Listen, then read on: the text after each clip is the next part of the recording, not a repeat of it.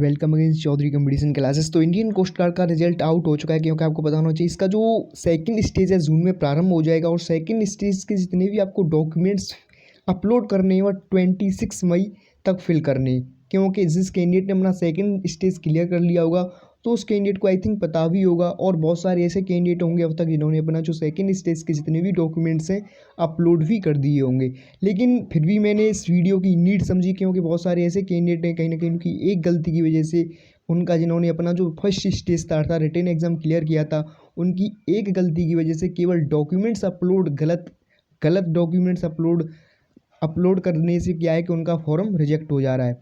तो आप अभी क्या है कि 10 मई है और 26 मई में अभी बहुत सारा समय बचा हुआ है। तो कहीं ना कहीं आप अपना जो सेकंड स्टेज के जितने भी डॉक्यूमेंट्स आप अपलोड करने वाले हो तो एक बार इस वीडियो को अवश्य देखें। जितने भी आपके मन माइंड में डाउट होंगे आई थिंक सभी क्लियर हो जाएंगे। तो देखिए, आप यहाँ से देख सकते हैं, हम जो कुछ भी मैं आपको बताऊंगा जेन्युइन बताऊंगा, नोटिफिकेशन को रीड कर बताऊंगा जो इंडियन कोस्ट गार्ड द्वारा नोटिफिकेशन निकाला गया था। आप यहाँ से देख सकते हैं जो सेकंड स्टेज है, स्टेज सेकंड। तो स्टेज सेकंड में क्या क्या होगा इस पर भी बात करेंगे। सबसे पहले हम डॉक्यूमेंट्स पर बात करेंगे। तो आप यहाँ से देख सकते हैं stage second based on the performance in the computer based online examination. आपका जो सेकंड स्टेज होगा वो आपके ऑनलाइन बेस्ड एग्जामिनेशन पर होगा। आप यहाँ से देख सकते हैं जितनी आपकी जो परफॉर्मेंस होगी, अर्थात साफ साफ उसमें मेंशन किया है जो कैंडिडेट शॉर्टलिस्टेड कर दिए जाएंगे, जिस कैंडिडेट को शॉर्टलिस्टेड कर दिया जाएगा केवल उनको सेकंड स्टेज में आने का मौका मिलेगा। तो आप यहाँ से देख सकते हैं e admit card for stage second will be issued as per the vacancy available and ratio decided by Indian coast guard. तो आप यहाँ से देख सकते हैं जितने भी उन कैंडिडेट को बुलाने होंगे, अर्थात उन्होंने क्या है कि अपना रिजल्ट तो आउट कर दिया है, और अब क्या है कि उनको जो जो कैंडिडेट अपना सेकंड स्टेज के लिए डॉक्यूमेंट्स अपलोड कर देंगे 26 मई तक, उसके पश्चात वह क्या है कि सेकंड स्टेज का एडमिट कार्ड आपके लिए दे देंगे। तो आप यहाँ से देख सकते हैं इसमें साफ साफ आगे जो आप रीड करेंगे, if the candidate is shortlisted, जो कैंडिडेट शॉर्ट लिस्टेड किए गए हैं सेकंड स्टेज के लिए, then he will be required to upload additional documents as mentioned at para 6C4 and 5। तो आप यहाँ से देख सकते हैं जो पैरा 6 है उसका जो सी कॉलम है एंड सी कॉलम का जो 5 है, 5 पॉइंट जब आप देखेंगे 5 एंड 4 पॉइंट जब आप रीड करेंगे तो उसमें डॉक्यूमेंट से रिलेटेड सब कुछ बता दिया गया है कि जो कैंडिडेट अपना सेकंड स्टेज के लिए क्वालिफाई कर गए हैं उनको कौन कौन से डॉक्यूमेंट्स अपलोड करने हैं सेकंड स्टेज के लिए।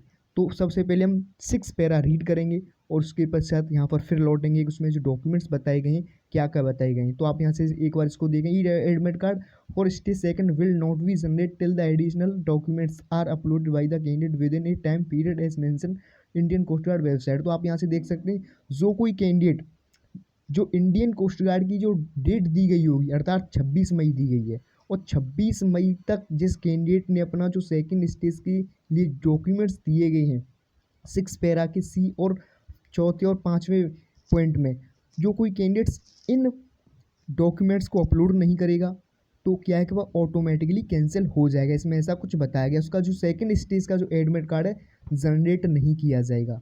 और आपका जो सेकंड स्टेज का जो ड्यूरेशन टाइम रहेगा कहीं ना कहीं 1 से 2 दिन का आपको समय लगने वाला है। किस तरीके से आपको 1 से 2 दिन का समय लगेगा सब कुछ मैं आपको बताऊंगा डिटेल्स में। तो आपको क्या है कि देखना है शुरू से एंड तक। तो सबसे पहले हम 6 पैरा पर चलते हैं। 6 पैरा पर जो पाँचवा और चौथा पॉइंट दिया गया है उसको रीड कर बताएंगे कि आपको कौन कौन से जो डॉक्यूमेंट्स हैं अपलोड करने। और यदि आपने एक भी गलती की तो बहुत सारे ऐसे कैंडिडेट भी हैं जिन्होंने मेरे व्हाट्सएप पर मैसेज भी किया था कि मैंने ये डॉक्यूमेंट्स गलत अपलोड कर दिया है तो क्या दिक्कत होगी। देखिए एक बार अभी क्या है कि बहुत सारा समय है, अभी 10 मई है और अभी 26 मई के लिए कहीं ना कहीं बहुत सारा समय पड़ा हुआ है। तो आप क्या है कि अपने जो डॉक्यूमेंट्स हैं एक बार उन जितनी भी आपकी गाइडलाइंस दी गई हैं, जितनी भी आपको नोटिस दिए गए उनको एक बार बस रीड करें। उसको रीड करने के पश्चात अच्छी तरीके से समझें और उसके पश्चात ही अपने डॉक्यूमेंट्स अपलोड करें। तो आप यहाँ से देख सकते हैं हम 6 पैरा पर चलेंगे और 6 पैरा में जो सब कुछ दिया गया है उसको रीड करने की कोशिश करेंगे। इसमें जो डॉक्यूमेंट्स हैं कौन कौन से डॉक्यूमेंट्स बताए गए हैं, हमको जो सेकंड स्टेज है सेकंड स्टेज के लिए जो डॉक्यूमेंट्स अपलोड करने हैं कौन कौन से डॉक्यूमेंट्स अपलोड करने हैं। तो आप यहाँ से देख पाएंगे जो 6 पैरा है और 6 पैरा का जो सी कॉलम है और सी कॉलम का जो चौथा और पाँचवा पॉइंट है इसको रीड करेंगे। आप यहाँ से देख सकते हैं हम सी कॉलम पर आ चुके हैं और सी कॉलम का जो 4th एंड 5th पॉइंट है उसको रीड कर बताएंगे, क्योंकि इसमें जो पहले पॉइंट बताए गए हैं वो आपकी केवल ऑनलाइन एग्जामिनेशन से संबंधित बताए गए थे कि आपका ऑनलाइन एग्जामिनेशन जब आपका होना था, ऑनलाइन एप्लीकेशन जब आपको फिल करना था, तो उसके दौरान आपको कौन कौन से डॉक्यूमेंट्स अपलोड करने थे। तो आई थिंक जिन कैंडिडेट के एडमिट कार्ड वापस आए, तो कहीं ना कहीं उनका जो जब उन्होंने अपलोड किए अपने डॉक्यूमेंट्स, कहीं ना कहीं ठीक थी उनकी इन्फॉर्मेशन, तभी तो इंडियन कोस्ट गार्ड ने उन्होंने उनके क्या थे कि एडमिट कार्ड निकाले थे। तो इस पर ज़्यादा बात नहीं करेंगे, क्योंकि अब फर्स्ट स्टेज आपका कंप्लीट हो चुका है, तो इस पर बात करना कहीं ना कहीं समय की बर्बादी होगा। हम सेकंड स्टेज की बात करेंगे। सेकंड स्टेज में क्या होगा, तो आप यहाँ से देख सकते हैं जो फोर्थ पैरा है, फोर्थ आप यहाँ से पॉइंट को रीड कर सकते हैं। तो documents to be uploaded if shortlisted for second stage. तो आप यहाँ से देख सकते हैं जो कोई कैंडिडेट सेकेंड स्टेज के लिए शॉर्ट लिस्टेड किया गया है, तो उस कैंडिडेट को कौन कौन से डॉक्यूमेंट्स अपलोड करने हैं, तो आप यहाँ से देख सकते हैं। इसमें ऑल कैंडिडेट के लिए दिया गया है, जो भी कोई कैंडिडेट जिसने, चाहे आपका पोस्ट आपकी डीवी हो, चाहे आपकी जीडी हो, चाहे आपकी यांत्रिक हो, सभी कैंडिडेट के लिए जो ए है वह मैंडेटरी है। जो ए कॉलम दिया गया है वह मैंडेटरी। आप यहाँ से देख सकते हैं formula of conversion of CGPA grade into percentage of class 10th if applicable NOC। आप यहाँ से इसको देखें, जो भी कोई कैंडिडेट, देखिए कहीं ना कहीं जो CBSE बोर्ड होता है और अदर बोर्ड्स होते हैं, उसमें क्या होता है, CGPA और परसेंटेज थोड़ा अलग अलग मैटर करता है, क्योंकि इनका जो मार्कशीट होती है और पासिंग मार्क सर्टिफिकेट होता है वह अलग अलग बनते हैं। लेकिन जो आपका चाहे यूपी बोर्ड हो, बिहार बोर्ड हो, आई थिंक राजस्थान बोर्ड हो, जब जहाँ तक मुझे पता है यूपी से बिलोंग करता हूँ, यूपी में आपके जो पासिंग मार्क होते हैं और आपका जो डेट ऑफ बर्थ मेंशन किया गया होता है वह एक ही मार्कशीट में मेंशन कर दिया गया होता है, केवल आपकी मार्कशीट जनरेट की जाती है। लेकिन आपका जो CBSE बोर्ड होता है उसमें CGPA बनती है, मार्कशीट अलग होती है, पासिंग सर्टिफिकेट अलग होता है। तो इस तरीके से आपको जो भी कैंडिडेट CBSE बोर्ड से बिलोंग करता है, तो उसको क्या है, अपना mark passing certificate and marksheet अलग अलग अपलोड करनी पड़ेगी। लेकिन जो कोई कैंडिडेट स्टेट्स बोर्ड से बिलोंग करता है और उसका जो DOV और जो सब कुछ आपका जो परसेंटेज है, एक केवल आपके एक डॉक्यूमेंट्स में दिया करता है, केवल एक आपके लिए मार्कशीट जनरेट की गई है, तो केवल आपको यहाँ से मार्कशीट ही अपलोड करनी है। वहीं जो कैंडिडेट GD के लिए थे, क्योंकि आपको पता होना चाहिए GD और यांत्रिक के लिए जो DV है कॉमन ही है, क्योंकि आपको टेंथ पास होना अनिवार्य है। जब आप 10th पास करोगे तभी तो आपको 12th के लिए अप्लाई करोगे, GD के लिए अप्लाई करोगे और यांत्रिक कैंडिडेट्स के लिए अप्लाई करोगे, पोस्ट के लिए अप्लाई करोगे। तो कहीं ना कहीं आप इस बात को समझने की कोशिश करें। और ये तो सभी कैंडिडेट के लिए मैंडेटरी था ही, और जिन कैंडिडेट ने GD के लिए अप्लाई किया था, तो उनको साथ साथ में जो 12th है, 12th की जो मार्कशीट है, सेम यही अप्लाई होगा। जो कैंडिडेट अदर स्टेट्स बोर्ड से बिलोंग करते हैं उनके पास यदि पासिंग सर्टिफिकेट और आपका जो मार्कशीट है अलग अलग है, तो आपको अलग अलग यहाँ से अपलोड करनी है। और यदि आपकी एक ही है तो केवल आपको एक ही अपलोड करनी है। तो कोई कैंडिडेट ये ना बोले, देखिए यूपी के मुझे पता है कन्फर्म कि इसकी जो मार्कशीट और जो पासिंग सर्टिफिकेट होता है केवल एक ही होता है, तो आपको यहाँ से ये अपलोड करना है।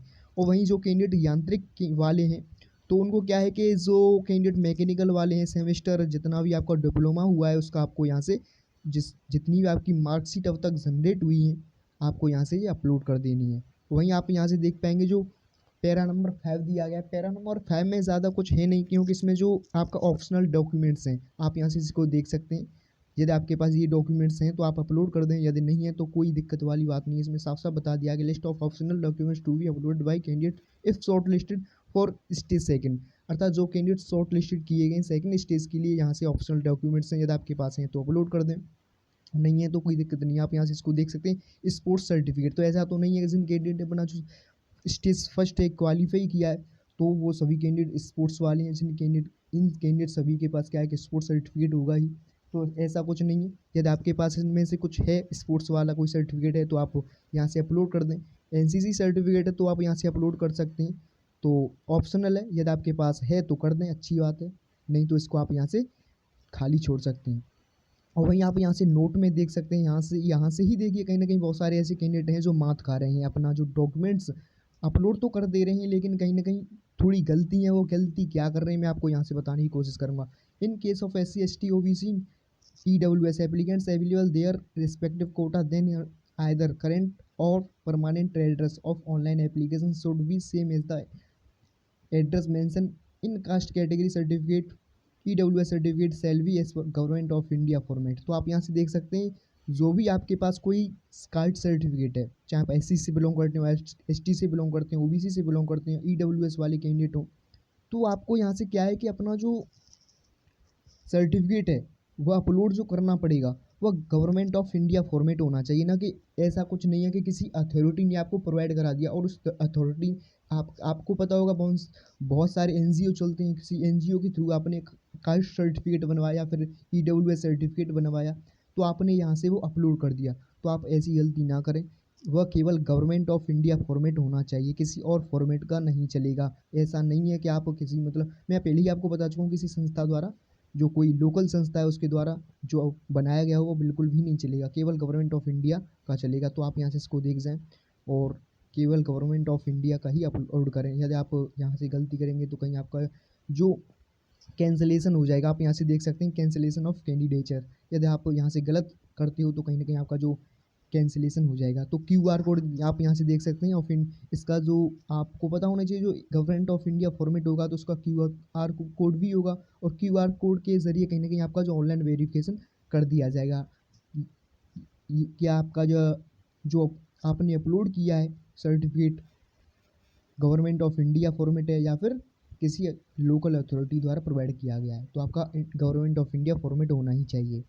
तो वहीं आपका यहाँ से साइज़ वगैरह दिया गया है, जो आप यहाँ से देख सकते हैं। ये भी दिया गया था, size of all documents to be uploaded has to be between 10 KB to 100 KB। आपका जो साइज़ है 10 KB से 100 KB के मध्य होना चाहिए। बाद date of issue of upload documents, आपके जितने भी डॉक्यूमेंट्स अपलोड करने आपको, चाहे वो SC से हों, ST से हों, BC से हों, और आप यहाँ से EWS वाले कैंडिडेट हों, तो आपको यहाँ से क्या करना है कि हैज़ टू बी 19 जनवरी 2021 और एनी डेट पीरियड टू 19 जनवरी 2021। तो आप यहाँ से इसको साफ साफ समझें।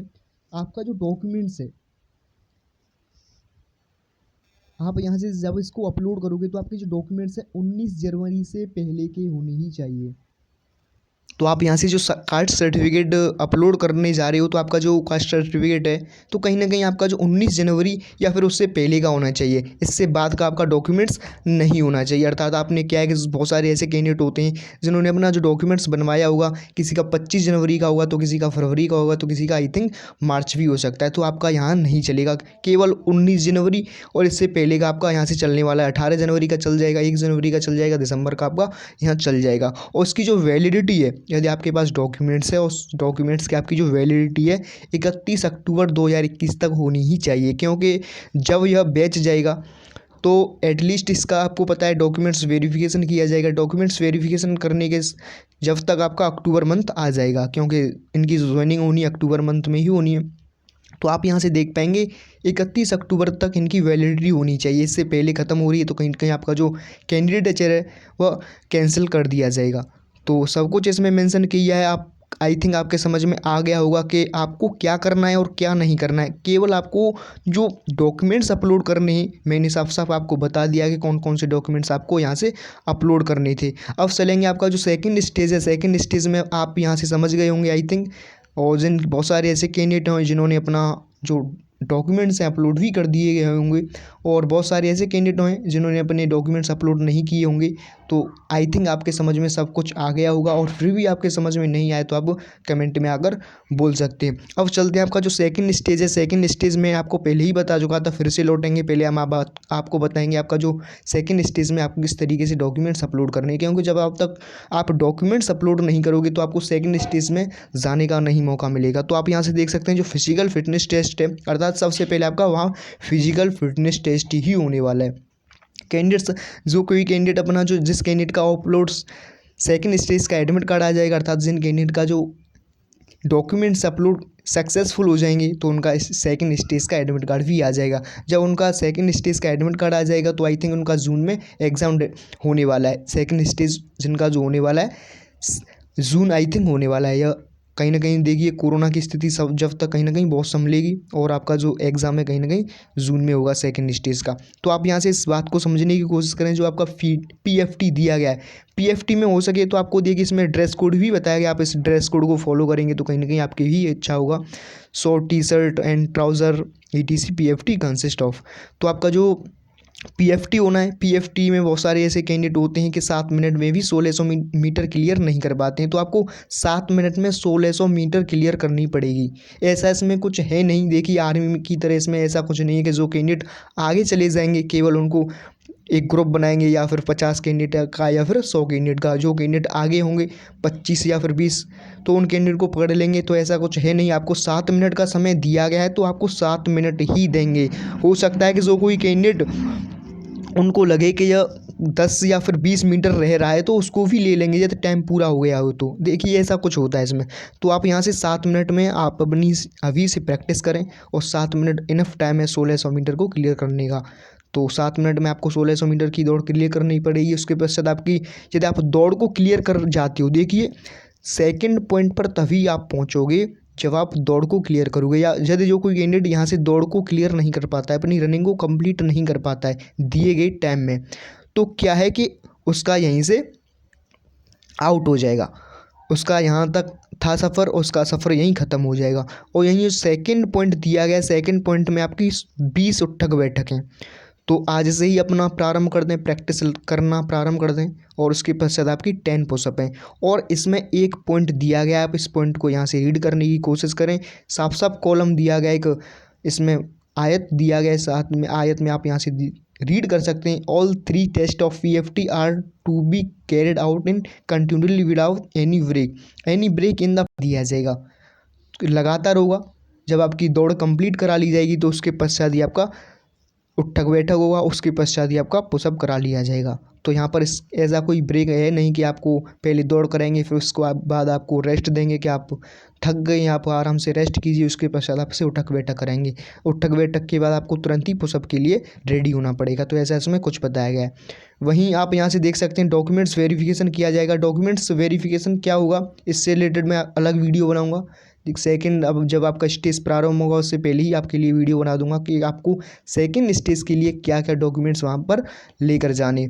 और जो रीअसेसमेंट से संबंधित इसमें कुछ बताया गया है। जो कोई कैंडिडेट, इसमें ज़्यादा कुछ है नहीं, इसमें केवल एक ही बात बताई गई है कि जो कोई कैंडिडेट, जिस कैंडिडेट ने अपना जो ऑनलाइन एग्जामिनेशन हुआ है 100% प्राप्त किया, अर्थात 110 में से 110 स्कोर किया है, जो GD वाले हैं या फिर यांत्रिक वाले हैं, तो उनकी जो परसेंटेज है 12th में परसेंटेज 70 या फिर इससे कम है, तो उनको दोबारा से एक और रिटन एग्ज़ाम देना पड़ेगा। इसमें ऐसा कुछ बताया गया, वो केवल क्वालिफाई मार्क होगा। आप यहाँ से देख सकते हैं, आप यहाँ से इसको रीड कर पर देख पाएंगे। This test is only of passing marks, अर्थात पासिंग मार्क होगा। सेम इसका जो बेस है, आपका जो ऑनलाइन एग्जामिनेशन हुआ था सेम उसी पैटर्न पर होगा।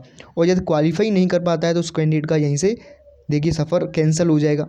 कैंडिडेट्स विल बी कैंसिल, अर्थात कैंसिल हो जाएगा उसका, यहीं से सफ़र ख़त्म हो जाएगा। तो ऐसा आई थिंक बहुत मुझे तो नहीं लगता है कि कोई ऐसा कैंडिडेट होगा जिसकी जो 12 में 12th में 70 या फिर इससे कम परसेंट हो और उसने 100 अटैम्प्ट किया और 100 ही स्कोर पाया हो, अर्थात 100% ही मार्क्स पाए हों, अर्थात 110 में से 110 ही मार्क्स पाए हों। तो ऐसा तो कोई देखिए कोई ना कोई अपवाद हो तो कह नहीं सकता, तो बहुत ना के बराबर होगा। और इसके पश्चात आपका इनिशियल मेडिकल एग्जामिनेशन लिया जाएगा। तो इनिशियल मेडिकल एग्जामिनेशन क्या होता है, मैं इससे रिलेटेड आपके लिए अलग वीडियो बनाऊंगा। आई थिंक कल आपको प्रोवाइड करा दूंगा कि आपका जो इनिशियल मेडिकल एग्जामिनेशन होता है उसमें क्या क्या आपका पार्ट चेक किया जाएगा। और जो किसी कैंडिडेट को पॉइंट दे दिया जाता है तो उसके पश्चात उसको मौका मिलेगा आगे जाने का या फिर नहीं मिलेगा। तो वहीं जो कोई कैंडिडेट ये पूछते हैं, अपने मन में डाउट रखते हैं कि क्या इसमें रनिंग जो PFT होती है, जो स्क्वाट्स होते हैं, पुशअप होते हैं, यदि हम टाइम से पहले इसको क्लियर कर लें तो क्या हमको एक्स्ट्रा मार्क मिलेंगे। तो ऐसा इसमें कुछ नहीं है, केवल किसी प्रकार कोई आपका यहाँ एक्स्ट्रा मार्क नहीं मिलने वाला है। केवल यह क्वालिफाई होता है, इसमें आपका किसी भी प्रकार का कोई नंबर ऐड नहीं किया जाता है। जो आपकी मेरिट लिस्ट बनने वाली है, केवल आप आप अपने माइंड में एक बात नोट कर जाएं, आपकी जो मेरिट बनने वाली है केवल आपकी ऑनलाइन एग्जामिनेशन पर मेरिट बनेगी, जो आपका हो चुका है ऑलरेडी। तो आपका यहाँ से अब कोई भी एक्स्ट्रा नंबर ना घटने वाला है या जुड़ने वाला है। ऐसा कुछ नहीं है कि जो कोई कैंडिडेट 6 मिनट में क्लियर कर लेगा तो उसके 5 नंबर दे दिए जाएंगे, ऐसा कुछ नहीं। इसमें मेंशन है कि 10 की जगह 15 पुशअप लगा देगा तो उसको एक्स्ट्रा मार्क दे दिए जाएंगे। केवल आपका ये क्वालिफाई है, आप क्वालिफाई करनी चाहिए, बस ये इसमें मैंडेटरी है। और आपका जो मेरिट बनेगा केवल आपके ऑनलाइन एग्जामिनेशन पर बनने वाला है। तो आई थिंक आपके समझ में सब कुछ आ गया होगा। थैंक्स, जय हिंद।